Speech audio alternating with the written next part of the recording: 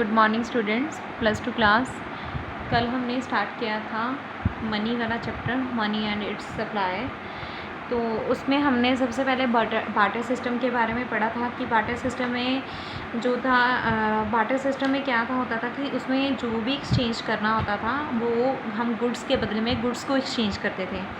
उस टाइम पे किसी भी तरह का ट्रांजैक्शंस जो थी, जो भी लेन देन था, मनी के टर्म में नहीं होता था। जो भी ट्रांजैक्शन हमने करनी है वो हमने गुड्स के बदले में गुड्स करते थे। तो इसके अलावा उसमें हमने पढ़ा था कि ट्रांजैक्शन के बारे में पढ़ा था। इसके अलावा हमने पढ़ा था कि उसमें में बहुत सारी कुछ डिफ़िकल्टीज़ आती थी, ड्रॉबैक्स थी। सबसे पहली ड्रॉबैक्स कल हमने बार्टर सिस्टम में की थी कि एक डबल कॉन्सिडेंसी ऑफ बॉन्ड्स, कि हमें उस पर्सन को ढूंढना पड़ता है कि जो हमारे पास चीज़ अवेलेबल है वो वाला पर्सन। जैसे हमारे पास काऊ है तो हमें वीट चाहिए, तो हमें वो पर्सन सर्च करना पड़ता है कि हम उस पर्सन को ढूंढें जिसके, जैसे मुझे वीट चाहिए तो मैं उस पर्सन को ढूंढूंगी जिसके पास वीट हो और साथ में मेरी काउज़ लेने के लिए भी रेडी हो। ठीक है, तो ये डिफ़िकल्टी आ रही थी। और कॉमन यूनिट ऑफ वैल्यूज़ हम मेजर करके नहीं बता पाते थे कि कितने पैसे मिलेंगे। और फ्यूचर पेमेंट करने के लिए हम कुछ सेव नहीं कर पाते थे बार्टर सिस्टम में, क्योंकि गुड्स के बदले में गुड्स मिल रही थी, तो उसको सेव कैसे करना है, स्टोर भी नहीं करके रख पाते थे। ट्रांसफ़र पेमेंट के लिए कि एक दूसरे के साथ पेमेंट करने के लिए भी यूज़ नहीं कर पाते थे। फिर जब ये सारी मुश्किलें देखी गई तो फिर किसको इंट्रोड्यूस किया गया, किसको लाया गया, मनी को इंट्रोड्यूस किया गया। तो फिर मनी आई, तो मनी के आने के कारण जो हमारी इकॉनमी में डिफरेंट प्रॉब्लम्स थी, क्रिएट हो रही थी मनी से रिलेटेड, उनको सोल्व आउट किया गया। Money was introduce in economy as a medium of exchange. Money आई, उसको इंट्रोड्यूस किया गया, तो हमने उसको मीडियम ऑफ एक्सचेंज मतलब लेन देन के लिए यूज़ करना स्टार्ट कर दिया। With the passage of time people started making saving in term of money. जब मनी इंट्रोड्यूस हुई तो लोगों ने सेव करना भी स्टार्ट कर दिया, क्योंकि पहले क्या था, सेविंग नहीं थी। सेविंग क्या थी उनकी, बस चीज़ें मिली हैं उनको रखो, पर उनमें से कुछ ड्यूरेबल गुड्स थी, कुछ नॉन ड्यूरेबल थी, जिनको सब तक कुछ पेरिशेबल थी, कुछ नॉन पेरिशेबल थी, जिनको कुछ ऐसी गुड्स थी जिनको लंबे समय तक नहीं स्टोर करके रखा जा सकता। तो मनी के आने के कारण उन्होंने सेविंग करना स्टार्ट कर दिया।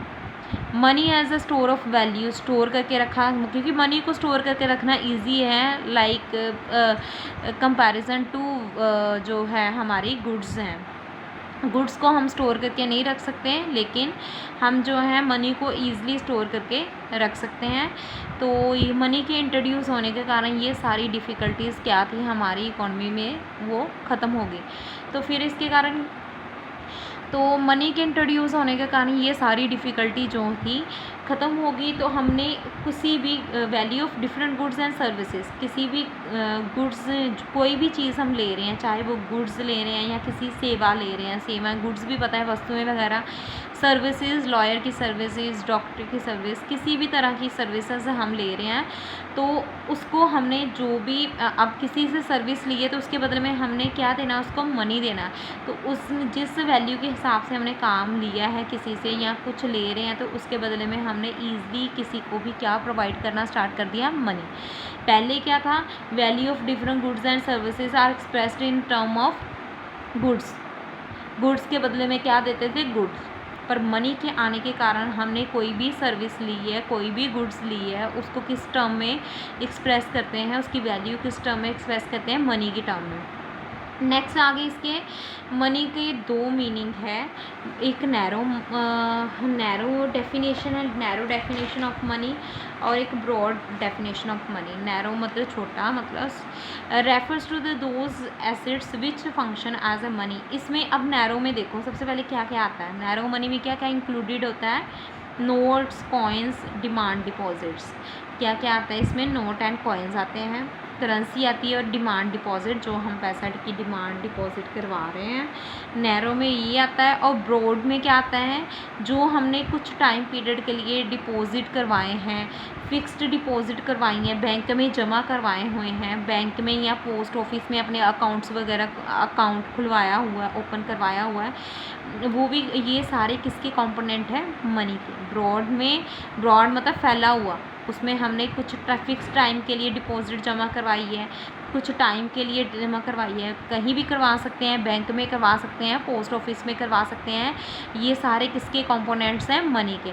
और नैरो में सिर्फ notes and coins and demand deposit included होती हैं, और ब्रॉडर में बैंक जो भी हम अपनी जमा पूंजी को बैंक में या पोस्ट ऑफिस में जमा करवाते हैं वो किस में आ रहे हैं? Broad money definition.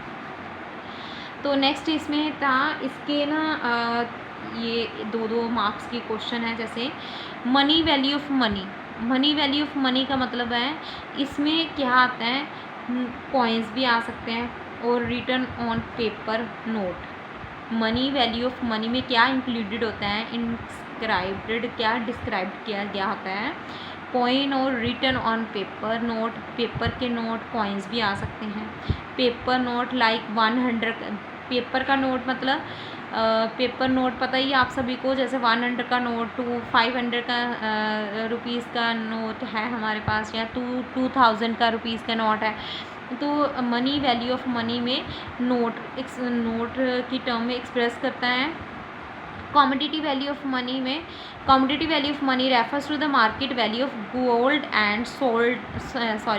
And silver coins.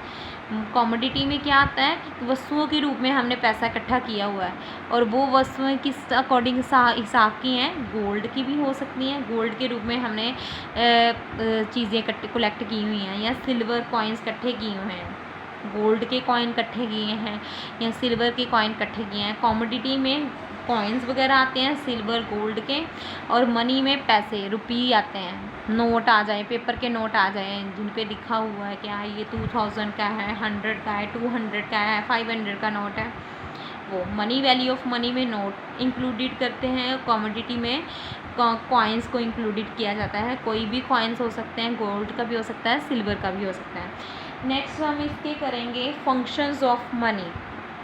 इसके बाद हमने करना है functions of money.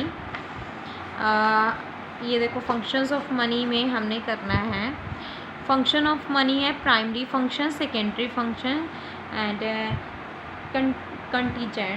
Contingent functions and static and dynamic functions. सबसे पहले हम करेंगे प्राइमरी फंक्शन। प्राइमरी फंक्शंस में है medium of exchange. Primary function के 2 टाइप्स हैं, medium of exchange and unit of value. Unit of value primary functions 2 types के हैं, medium of exchange and unit of value.